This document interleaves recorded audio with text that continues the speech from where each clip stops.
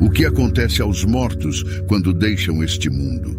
Hebreus 9, versículos 27 e 28.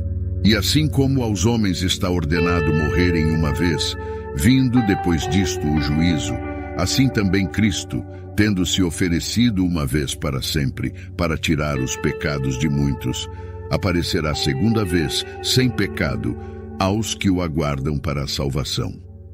Existem muitas especulações sobre o que acontece aos mortos quando deixam este mundo. O movimento Nova Era é uma dessas facções que acredita na reencarnação. Eles não acreditam que as pessoas morrem no sentido real, mas que se cristalizam em um novo ser e continuam a existir em uma nova forma.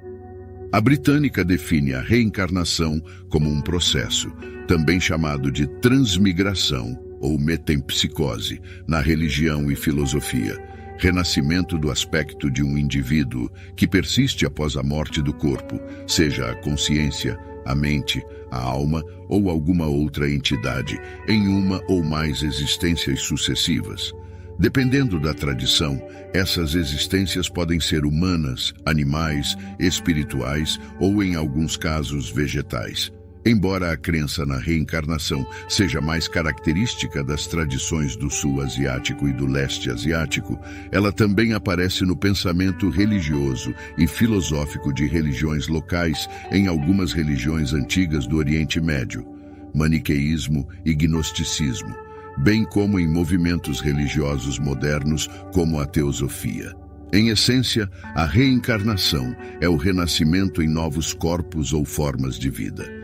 Uma pessoa vive como pessoa, morre e então retorna como outra pessoa em outra vida. Ou uma pessoa vive e morre e depois retorna como um animal ou uma planta. A reencarnação não é bíblica, independentemente das explicações científicas, filosofias e lógicas que a respaldem. O que a Bíblia diz é que, uma vez que um homem ou uma mulher morre, a próxima camada da realidade é o julgamento. Isso significa que a morte é uma introdução a outra camada da vida. Está ordenado aos seres humanos morrerem uma vez, mas depois disso, o julgamento. E isso é algo que deve estar na vanguarda de sua mente. Um dia serei julgado por Deus. Um dia estarei diante do ancião dos dias e serei julgado. Um dia estarei diante daquele que é de eternidade a eternidade e serei julgado. Um dia estarei diante do Pantocrator e prestarei contas das minhas ações, pensamentos, comportamentos e serei julgado. Um dia estarei diante de um Deus que criou os céus e a terra, um Deus que pode julgar-me corretamente porque sou sua criação, vivendo em seu mundo. Portanto, serei julgado de acordo com suas regras. As pessoas não pensam o suficiente sobre a morte e o julgamento, mas a menos que estejam na época daqueles que serão arrebatados, enfrentarão tanto a morte quanto o julgamento. Às vezes, fico chocado com a falta de temor de Deus. Como as pessoas podem abertamente carecer do santo temor de Deus, como as pessoas gostam de tremer diante da realidade de que um dia estarão diante de um ser que as palavras não podem descrever, um ser que nenhum homem viu e viveu, um ser que até os demônios do inferno temem e tremem. Esse dia está chegando para todos nós. A realidade é que não viveremos para sempre, e isso é algo com o qual você precisa fazer as pazes e se preparar. Você precisa estar preparado para o dia do julgamento. Sim, você está preparado para a aposentadoria, mas a aposentadoria não é garantida. Você está preparado para ser julgado pelo Todo-Poderoso? Você está vivendo de uma maneira que mostra que você está preparado para encontrar o Deus Todo-Poderoso? Nós, como seres humanos, somos seres frágeis. Você pode ter músculos abdominais definidos e músculos saindo pelos olhos, mas ainda é frágil, e o julgamento de Deus pode chegar a qualquer momento. Olhe para as pessoas em sua vida que você conheceu, que cresceu junto, que agora foram enfrentar o julgamento sozinhas. Somos frágeis, a vida é curta e o que nos espera é o julgamento. Cada ser humano criado por Deus é composto por espírito, alma e corpo. Na morte, o espírito e a alma são separados do corpo. O corpo destina-se apenas a abrigar o espírito e a alma e não tem peso nas balanças da eternidade. Nossos corpos devem sofrer corrupção e decomposição na morte. Em Gênesis 3, versículos 17 ao 19, Deus disse a Adão: Porquanto deste ouvidos à voz de tua mulher e comeste da árvore de que te ordenei, dizendo: Não comerás dela, maldita é a terra por tua causa. Com sofrimento comerás dela todos os dias da tua vida. Espinhos e cardos ela te produzirá, e comerás a erva do campo. No suor do rosto comerás o teu pão, até que tornes a terra, pois dela foste tomado, porquanto és pó, e ao pó tornarás. Assim, o pó deve recuperar o que lhe pertence. É lamentável quando as pessoas proporcionam prazer aos seus corpos em detrimento de sua vida espiritual. Este corpo não cruzará as fronteiras deste mundo. É pó, e ao pó retornará. Não importa quão robusto e bem alimentado alguém seja, ninguém pode entrar na eternidade com seu corpo mortal. Sim, cuide do seu corpo, vá à academia, ganhe músculos, mas não à custa do seu espírito. A alma e o espírito são as únicas entidades que têm seu lugar na eternidade. São estruturas eternas conectadas a um corpo mortal por um período definido.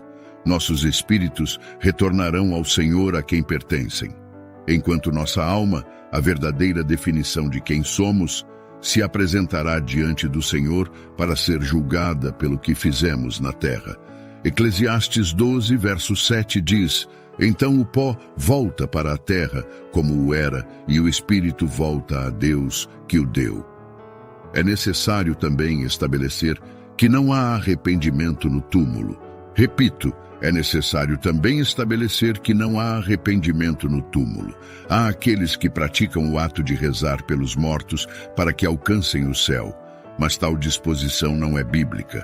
Só podemos acertar nossos caminhos com Deus agora, enquanto estamos vivos. Se eu falo de Deus para você e você ignora, quando falarmos com Deus sobre você, Ele também ignorará. Nossas orações não salvarão um indivíduo morto que não foi salvo quando estava vivo. Só podemos operar dentro do período de tempo que nos é dado na terra. E depois disso, ficaremos em pé para prestar contas de como gastamos nosso tempo diante do Senhor. Não há arrependimento no túmulo. Só podemos acertar nossos caminhos com Deus enquanto temos fôlego em nossas narinas. Nosso Deus é um Pai amoroso e os braços dele estão abertos para você.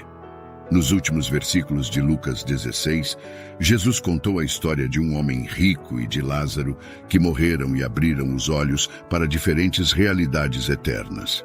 Lázaro foi imediatamente encontrado no seio de Abraão, mas o homem rico lamentava no inferno. Lucas 16, versos 24 e 25 diz: Então ele clamou e disse: Pai Abraão, tem misericórdia de mim e manda Lázaro, para que molhe a ponta do seu dedo na água e me refresque a língua, porque estou atormentado nesta chama. Mas Abraão disse: Filho, lembra-te de que recebeste os teus bens em tua vida, e Lázaro somente males. Agora, porém, ele está consolado e tu atormentado. Isso significa que após a morte, a recompensa de tudo o que fizemos na terra será dada às pessoas. Nossa vida na terra destina-se a viver para Deus e a servir ao seu propósito. Não podemos vislumbrar a eternidade com um Deus que não reconhecemos com nosso tempo na terra. Nossas obras serão julgadas após a morte, e tudo o que fizemos em segredo será trazido à luz. A morte física é um fim necessário, é inevitável, mas não é a maior tragédia. A maior tragédia é morrer a segunda morte. Você precisa nascer 2 vezes para escapar da segunda morte. Ou seja, você precisa nascer fisicamente e precisa nascer de novo ao receber a vida de Cristo. Apocalipse 20, versos 13 ao 15 diz: E o mar entregou os mortos que nele havia, e a morte e o inferno entregaram os mortos que neles havia. E foram julgados cada um segundo as suas obras. E a morte e o inferno foram lançados no lago de fogo. Esta é a segunda morte, e todo aquele que não foi achado escrito no livro da vida foi lançado no lago de fogo. Como não ir para o inferno? Não seja tolo. Salmo 14, verso 1 diz: diz o tolo no seu coração, não há Deus. Tem-se corrompido, fazem-se abomináveis em suas obras, não há quem faça o bem. 1 Coríntios 1, verso 18 acrescenta: porque a palavra da cruz é loucura para os que perecem, mas para nós que somos salvos é o poder de Deus. O inferno é um lugar de tormento. Deus não criou o inferno para as pessoas, e nunca foi a intenção de Deus que as pessoas perecessem. Na verdade, a Bíblia diz que é a vontade de Deus que todo homem se arrependa. Jesus veio ao mundo para pregar sobre o arrependimento e o amor de Deus por uma razão. A razão é que Deus não quer que você termine no inferno. Os planos de Deus para você são bons e não maus. Você não deveria fazer parte daqueles destinados ao inferno, aos demônios e a Satanás. Eu não acredito que alguém possa compreender a magnitude do sofrimento no inferno, a menos que esteja lá. As pessoas não se importam com onde passarão a eternidade. As pessoas não se importam mais com o que o fogo do inferno parece. As pessoas até fazem piadas sobre ir para o inferno quando isso não tem graça. Essas são ideias e comportamentos tolos que levarão as pessoas ao inferno. Essas pessoas são chamadas de tolos na Bíblia. A mensagem da salvação é loucura para elas. A Bíblia diz que a pregação da cruz, a mensagem da salvação, é loucura para aqueles que estão perecendo. Quem é um tolo? Um tolo é simplesmente uma pessoa sem sabedoria, uma pessoa que falta conhecimento e uma pessoa que carece de julgamento. Um tolo não dará ouvidos a advertências. Um tolo rejeitará a verdade e até rirá da verdade. Provérbios 1, verso 7 diz: o temor do Senhor é o princípio do conhecimento, mas os tolos desprezam a sabedoria e o ensino. Aqueles que rejeitam Cristo rejeitam a salvação, e a Bíblia os chama de tolos.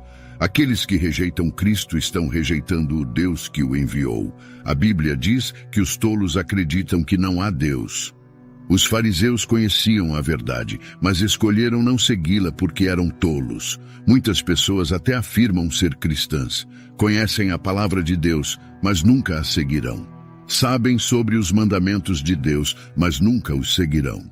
Mateus 7, verso 26 diz: e todo aquele que ouve estas minhas palavras e não as pratica, será comparado a um homem insensato que construiu a sua casa sobre a areia. Essas pessoas distorcem a Bíblia para adequá-la aos seus desejos. A Bíblia as chama de tolos. Provérbios 18, verso 2 diz: o tolo não tem prazer no entendimento, mas sim em expor o seu coração. Algumas pessoas estão gastando seu tempo e dinheiro para desacreditar a existência de Deus. Estão empenhadas em fazer as pessoas pararem de acreditar em Deus. Jesus diz em Mateus 11, versos 16 e 17: com quem compararei esta geração? É semelhante a crianças que, sentadas nas praças, gritam aos colegas: tocamos flauta para vocês, mas não dançaram. Cantamos lamentações, mas vocês não choraram. O que Jesus estava dizendo é que mesmo com todos os sinais e milagres, mesmo com todas as pessoas testemunhando que Jesus é o Cristo, algumas pessoas ainda escolheram não acreditar que Ele é o Filho de Deus. Essas pessoas têm olhos, mas não podem ver. Estão perecendo porque rejeitaram a salvação. Veem as maravilhas no céu, as grandes coisas que Deus fez na terra e algumas coisas que a ciência não pode explicar, mas ainda escolhem não acreditar em Deus. Os sinais da existência de Deus estão por toda parte, mas eles fecham os olhos para eles. Romanos 1, verso 20 diz: pois os atributos invisíveis de Deus, assim o seu eterno poder, como também a sua própria divindade, claramente se reconhecem desde o princípio do mundo, sendo percebidos por meio das coisas que foram criadas. Tais homens são por isso indesculpáveis. Não há céu para os tolos, não há como eles entrarem no céu. O salmista diz no Salmo 14, verso 1, que são corruptos, porque escolheram acreditar que não há Deus. Jesus diz por causa de suas corrupções, ele os enviará para longe dele no dia do julgamento. Mateus 7, verso 23 diz: Então lhes direi explicitamente, nunca vos conheci, apartai-vos de mim, os que praticais a iniquidade. Se você não quer ir para o inferno, você deve parar de desacreditar a existência de Deus. Talvez você estivesse dizendo que nunca disse que Deus não existe.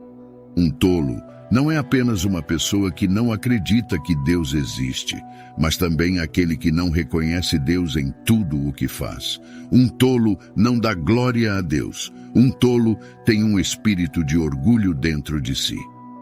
Satanás foi um tolo e ele pagou o preço. Ele acreditava que poderia ocupar o lugar de Deus por causa do orgulho que havia nele. Um tolo sempre esquecerá que Deus é Deus e não há nenhum maior do que ele. Satanás pensou que poderia ser maior, mas isso foi um pensamento tolo. Se olharmos bem a Bíblia, Deus falou contra o orgulho muitas vezes. O orgulho é a maneira mais rápida de cair. Você não cai apenas na terra, você também enfrenta a destruição eterna. Quando Deus diz, não permita que o orgulho entre em você, ele diz isso por sua causa. Se o orgulho entrar em sua vida, todos os outros tipos de maldade seguirão. Uma pessoa orgulhosa pensa que está acima do mundo.